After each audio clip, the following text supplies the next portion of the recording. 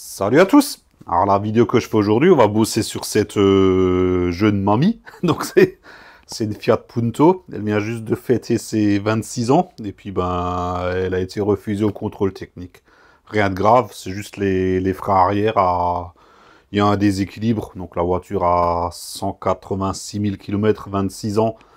Je pense que c'est les freins d'origine, j'ai pas ouvert pour regarder, hein, donc je me suis pas embêté. On va tout remplacer à neuf, donc garniture, cylindre de roue, la totale, quoi. Et puis après, ça devrait passer sans souci. Donc j'avance la voiture, je la monte, j'enlève les roues, et on se retrouve pour voir comment ça se présente. C'est parti.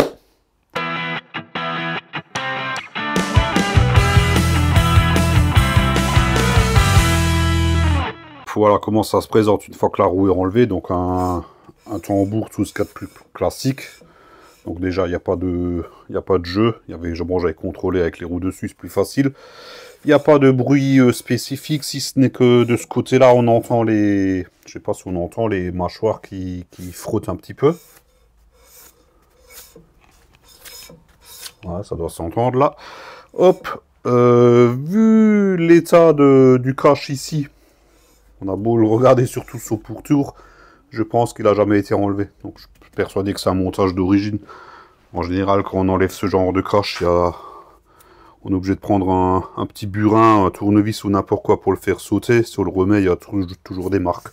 Là, ils sont intacts comme neufs. De ce côté-là, pas de bruit spécifique. Et ça tourne très bien. Donc, bon ben...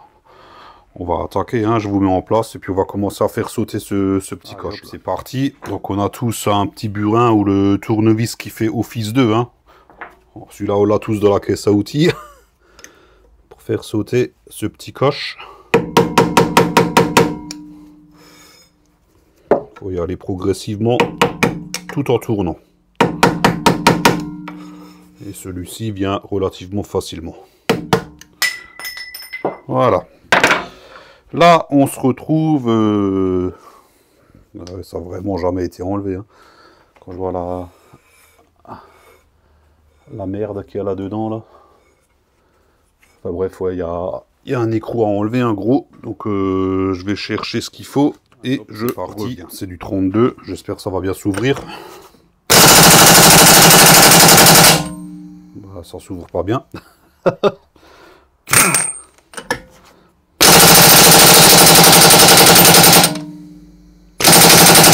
Bon, hop, ça sert à rien d'insister.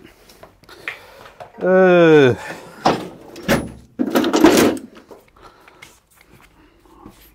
bras de levier.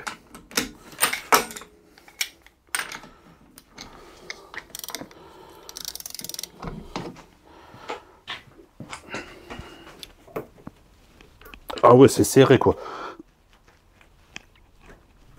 Putain, j'arrive même pas à l'ouvrir.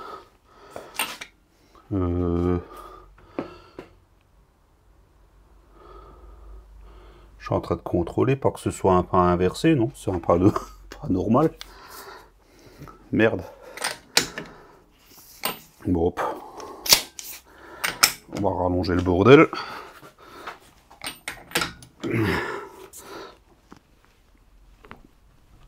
Ah, ça vient. Putain.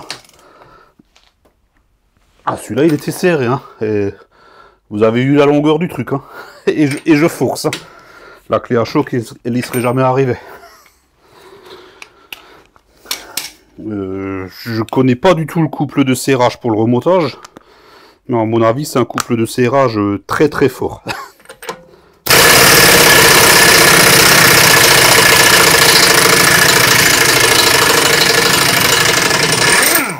Voilà.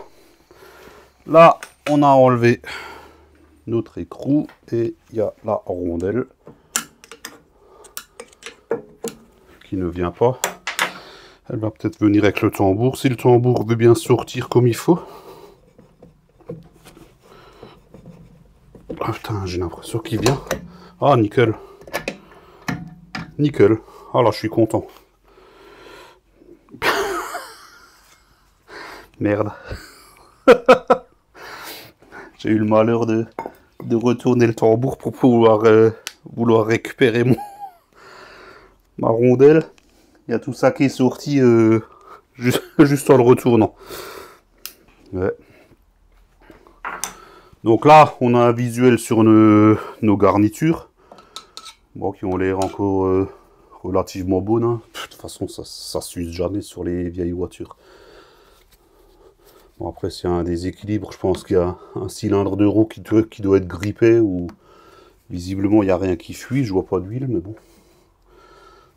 Pour voir ça, il me faut un plus petit tournevis.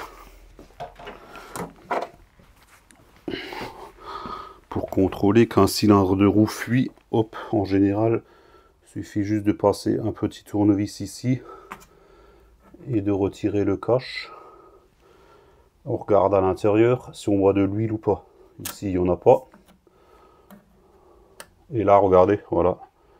Là, c'est rempli d'huile. Donc, ce cylindre de roue, clairement, il est... Ouais, voilà.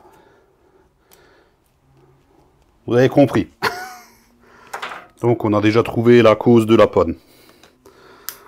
Si j'avais ouvert avant, j'aurais peut-être pas eu besoin de changer les garnitures. Parce que c'est vrai qu'en général, ça pisse. Et après, il y en a plein les garnitures.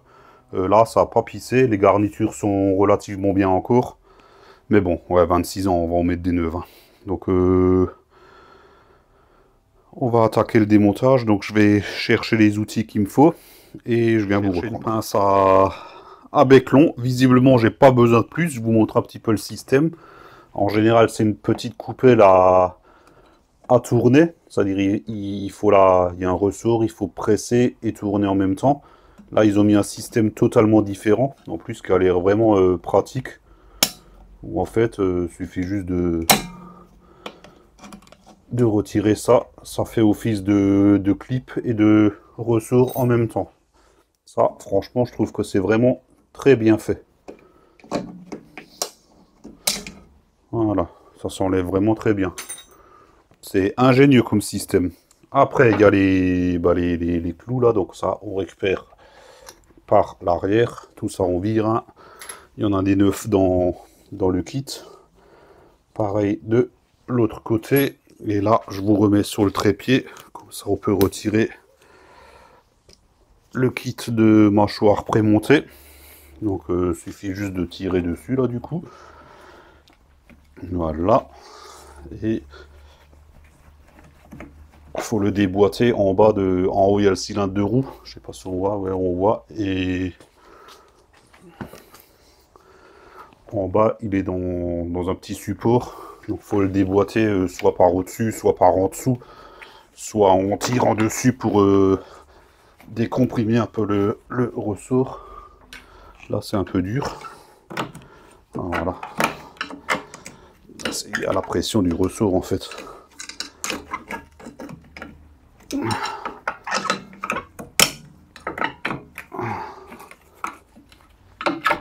Voilà. Ouais, c'est le ressort qui tirait dessus. Et qui vient de se faire la molle. Bon, c'est pas grave. Hein. Ensuite, on a le câble du frein à main. Juste ici. Est-ce que je peux vous rapprocher un peu plus? Voilà. Donc moi, j'aime bien pousser le ressort un petit peu. Voilà. Pour attraper après le câble avec ma pince. Voilà. Là, je suis sur le câble. Et en fait, sans serrer, je pousse pour comprimer le ressort. Et une fois qu'on est comme ça, dans cette position-là, on a très facile à le retirer. Voilà. Donc c'est tout simple. Quand on relâche, le ressort revient. Et on a notre vieux kit de frein. Ça se fait vraiment très bien. Vu l'âge de la voiture, franchement, je suis vraiment surpris. Là, on va attaquer la dépose du cylindre de roue. Donc pour ça, il faut qu'on passe à l'arrière. Donc je fais ça et je vous reprends. Allez hop, voilà comment ça se présente à l'arrière. Donc l'entrée du cylindre de roue ici. Donc il y a la canalisation de frein, la vis de purge et les deux vis qui maintiennent le cylindre de roue. Donc ce qu'on va faire dans un premier temps, dans l'ordre, il faut débloquer la La canalisation de frein, on la débloque toujours en premier, de préférence à l'aide d'une clé à tuyauter. De cette manière-là, le piston et enfin le cylindre de roue est bien fixe, ça ne bouge pas, on a plus facile à débloquer, mais on ne l'enlève pas. Une fois que c'est débloqué, on desserre les deux vis, on prend soin de préparer le cylindre de roue neuf, donc on desserre les deux vis, on vire la canalisation de frein, on tombe le cylindre de roue, on met le neuf et on remet tout de suite la canalisation de frein, puisque du moment qu'on l'aura enlevé, ben forcément le liquide de frein va couler. Donc le but du jeu, c'est quand même que ça coule le moins longtemps possible. Avant d'attaquer, là, je vais prendre une brosse, je vais mettre un petit coup de brosse, un petit coup de dégrippant, et puis on attaque. J'ai tout préparé, donc mon écrou de cylindre de roue, là, c'est du 11, donc je prends une clé à tuyauter, hein. C'est plus sécure. Et pareil, ça c'est vraiment...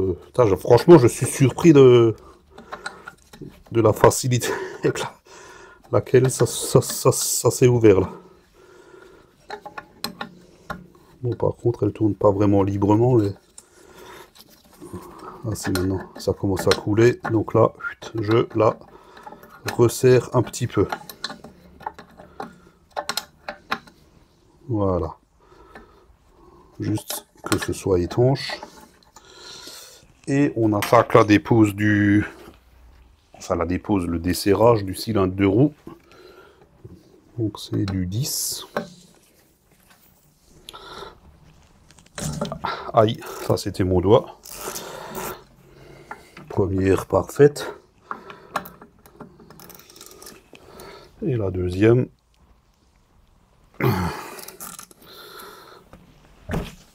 Parfait aussi.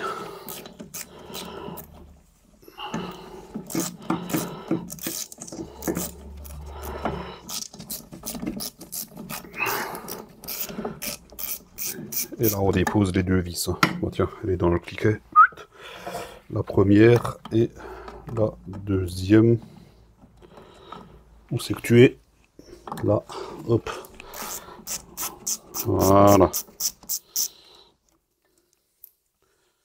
Elle est retirée et logiquement notre cylindre de roue, il bouge pas des masses là, il doit être collé un petit peu. Ah oui.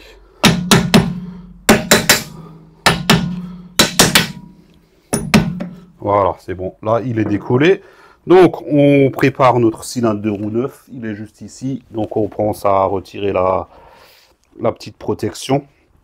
Sur ce modèle-là, il n'y a pas de différence entre le gauche et le droit.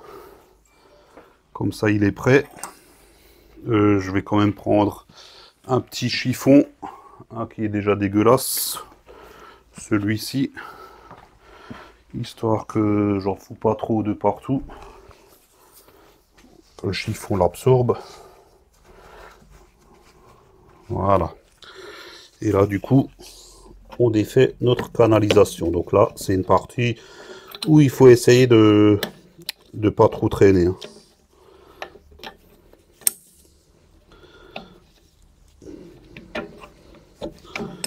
Merde, et cette vis qui va dure là. J'arrive pas à la retirer à la main. Ah si, maintenant. Ou bien, non. Fait chier. Bon, c'est pas grave. Hein.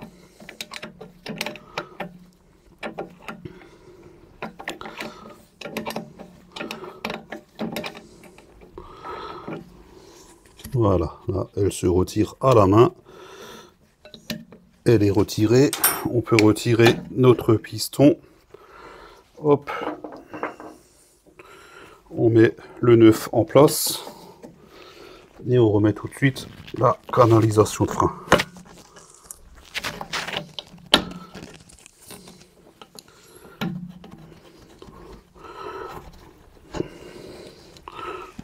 Parfait. Et pareil, tout de suite, on l'approche pour que ça arrête de couler. La vis de purge qui me fait chier un peu là.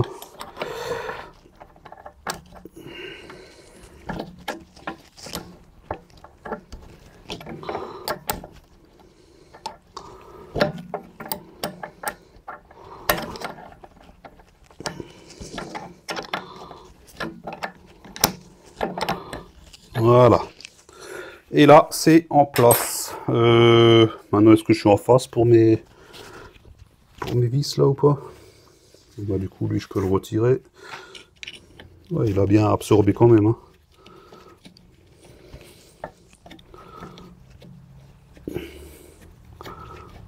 Voilà. La première est la prise. Et la deuxième, logiquement, on devrait prendre assez facilement, ce qui est le cas. Et il ne nous reste plus qu'à resserrer tout ça.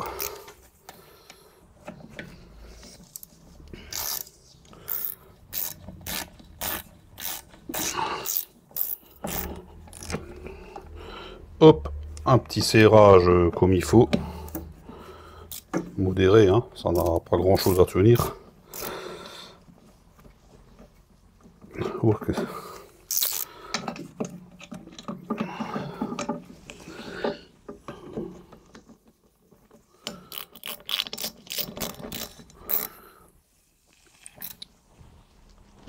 Voilà. Voilà, nickel. Là, on est sûr que le cylindre de roue, il est bien en place comme il faut. Donc, on peut enlever la douille et achever le serrage de la vis de canalisation. Alors, c'est un truc conique, hein, donc ça sert à rien de serrer comme un mongol. Hein. Juste un petit coup de clé et ça le fait tout seul et on a fini à l'arrière. Donc, on repasse à l'avant. Je récupère ma petite lampe là qui va bien. Ce que je vais faire là maintenant, je vais tout préparer. Je vais tout nettoyer là. Je prépare le matos neuf et puis on passe au remontage. Voilà de retour. Donc le flasque, tout ça, c'est bien propre. On pense bien sûr à s'occuper du tambour aussi. Donc un bon coup de papier de verre tout autour, sur toute la surface. On souffle, on dégraisse, on pose de côté, comme ça c'est prêt pour le remontage. Donc je fais ça et je vous reprends juste derrière. Là, tout est prêt pour le remontage. Au niveau du tambour, pour contrôler l'usure, c'est un peu comme les disques. On contrôle le rebord qu'il y a. Bon, le mien il est encore très bien, hein. Ça s'est vu rien qu'avec la facilité avec laquelle il s'est enlevé, puisqu'en général quand les mâchoires se resserrent dans le tambour, avec le petit rebord, on a du mal à le retirer. Alors que moi, ça c'est vraiment bien retiré comme il faut. Alors mon kit de frein est livré avec la petite graisse qui va bien. Au niveau des freins en tambour, il faut en mettre à 3 endroits différents, enfin 6 en tout. De toute façon, on le voit au niveau du flasque, on voit là où il y a les phases d'appui. Il y en a 3 de chaque côté ici. Donc on met un petit peu de graisse. Alors ça sert juste à ce que ça fasse pas de bruit parasite. Hein. Parce que de toute façon, faut pas se leurrer, hein. Cette graisse, elle va pas rester. Hein. Les tambours ne sont pas étanches. Donc forcément, l'humidité va pénétrer. Elle va rincer la graisse. Et puis voilà. Hein. C'est pour bien faire pour la vidéo, on va dire. Comme ça, il y aura moins de rageux dans les commentaires. Ah, t'as pas mis la graisse, tout. Ouais, voilà. Je l'étale un petit peu.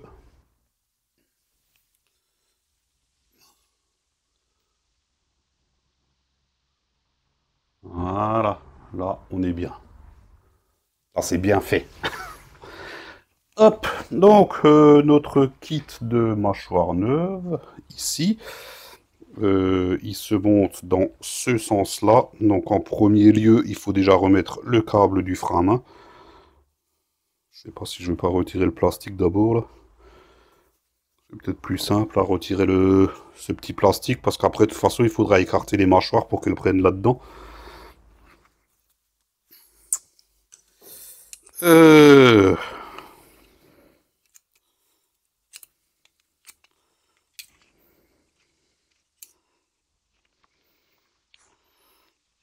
Voilà. J'ai retiré mon petit plastique qui va bien. Alors à partir de ce moment-là, le kit devient assez instable, on va dire. Donc il faut faire attention de ne pas trop le manipuler, sinon il y a tout qui peut foutre le camp, comme le système de rattrapage automatique qui est là derrière, ici. Je vais le poser de côté, je vais préparer mon câble de frein à main. Donc même procédure que tout à l'heure. On glisse le ressort un petit peu en arrière. On met la pince et on comprime. Voilà. Merde, j'ai relâché. Hop.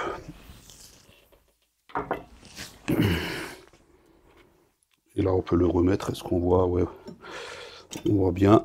Il faut faire attention. Déjà, mon ressort en bas, il s'est fait la malle, quoi.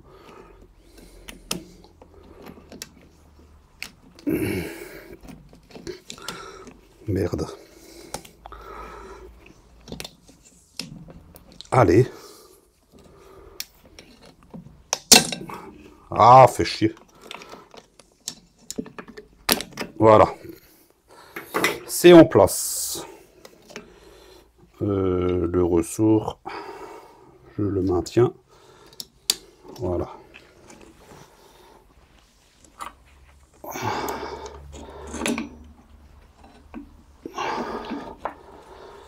Au pire, je le remettrai en place tout à l'heure. Ah. Merde, pourquoi il monte pas en haut au niveau du cylindre là? Ah voilà, parce que les pistons sont à l'extérieur. Forcément, c'est rempli d'air. Le liquide a un petit peu coulé. Ça a repoussé un petit peu l'air et ça a fait ressortir les pistons. Voilà. Là, c'est bon. On remet en place ici. Voilà. Et là, on est nickel. Et avant de remettre ce ressort, je vais mettre les clous en place. Comme ça, je suis sûr que je ne prendrai plus rien dans la gueule en comprimant le ressort. Et bien sûr, j'ai rien préparé. Voilà.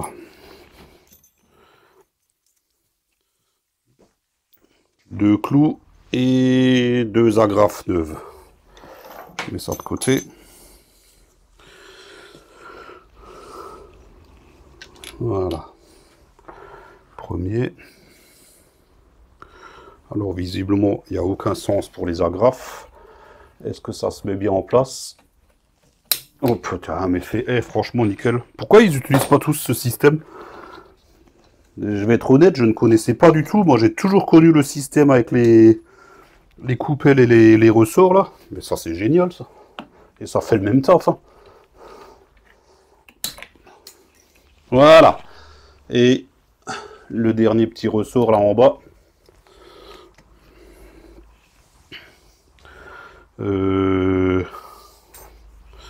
Hop. En fait, mon tournevis a frappé, j'ai aussi mis une entaille dedans. Donc ça me sert aussi à... Après, je sais pas si celui-là, il est costaud ou pas. Ah ben non, ça va pas aller. Des fois, sur les ressorts pas trop costauds, ça permet de le pousser. Voilà, nickel. Je sais pas si vous avez entendu le bruit qu'il fait, mais pour vous dire que celui-là, il tend, quoi. Hein. Ben ma foi, là, on est bien. On est bien, on a tout remis en place, le cylindre de roue, les nouvelles garnitures. Je remets un dernier petit coup de dégraissage parce que j'ai touché avec mes doigts dégueulasses. Surtout au niveau des garnitures. Voilà. Et là, il ne nous reste plus qu'à remettre le tambour. Alors, sur ce modèle de voiture, je vais quand même vous montrer, je recule un petit peu.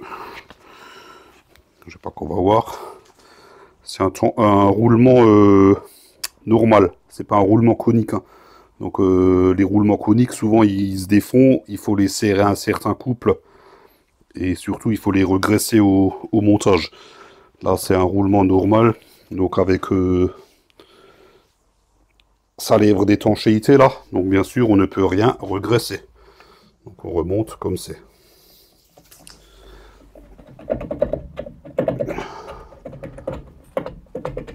Voilà, nickel. Impec. Impec. Et on remet notre rondelle et notre écrou qui était serré à 3572 Nm là.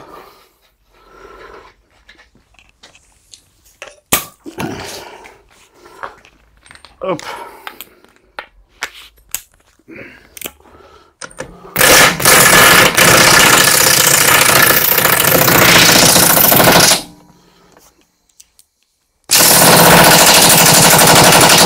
J'ai mis la puissance maxi sur ma clé à choc pour vous dire. Voilà. Je contrôle. Merde, je contrôle quand même mon serrage.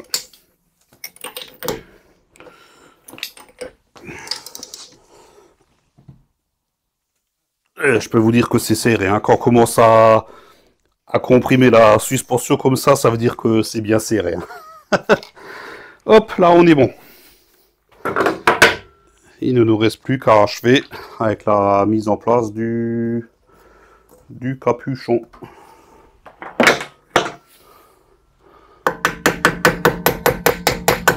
Ouais, je sais, il faut prendre un maillet en caoutchouc. J'en ai un, mais j'ai pas envie de le chercher.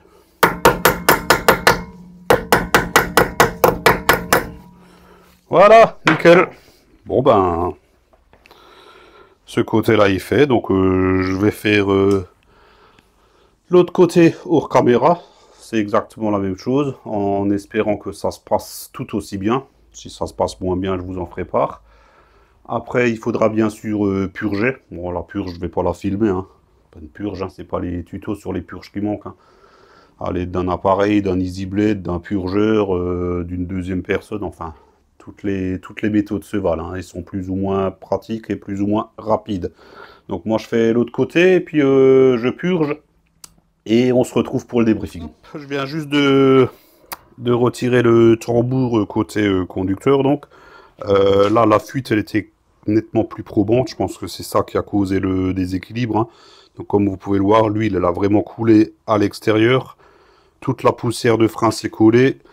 Et bien sûr, il y en a plein la garniture. La garniture, elle est toute grasse. Donc, forcément, niveau freinage, c'est beaucoup moins top. Donc, bien que le piston fuyait de l'autre côté, je pense que le souci venait de ce côté-là. Je vous le dirai au débriefing, tiens, parce que j'ai le rapport du contrôle technique, donc c'est sûrement indiqué dessus. Je vais regarder tout à l'heure et je vous dirai ça tout à l'heure. Bon ça y est, nos freins arrière sont remplacés, donc comme vous avez pu le voir, aucune difficulté majeure, aucune surprise, on va dire. C'est très agréable quand ça se passe comme ça. Donc ouais, bon, comme je vous l'ai dit tout à l'heure, j'ai vérifié sur le rapport du contrôle technique, je me suis trompé. C'est le frein arrière droit, donc celui qu'on a fait ensemble, qui ne freinait absolument pas. J'avoue que j'ai même pas contrôlé les cylindres de roue. Maintenant, je les ai jetés les deux. Je saurais plus dire lequel était d'un côté ou de l'autre. Ça se trouve, il est grippé. Franchement, j'ai zappé, j'ai pas regardé. J'étais persuadé que c'était l'autre côté, c'est pour ça que je me suis pas focalisé là-dessus. Enfin bref, c'est remplacé, c'est tout neuf, ça va passer la contre-visite sans souci. Et mes mères, elle est repartie pour 2 ans. Donc, si la petite vidéo vous a plu, un pouce en l'air, c'est sympa, ça fait plaisir. Pensez à vous abonner si ce n'est toujours pas fait. N'oubliez pas d'activer la cloche afin d'être notifié de la sortie des prochaines vidéos. Comme d'hab, tout l'outillage que j'ai utilisé, vous aurez les liens en bas en description, ou alors vous pouvez tout trouver sur le site monoutillage.com. Vous avez 12% sur l'ensemble du site avec le code promo Tintin22. Et là, j'ai fait le tour. Donc à la prochaine. Ciao, ciao!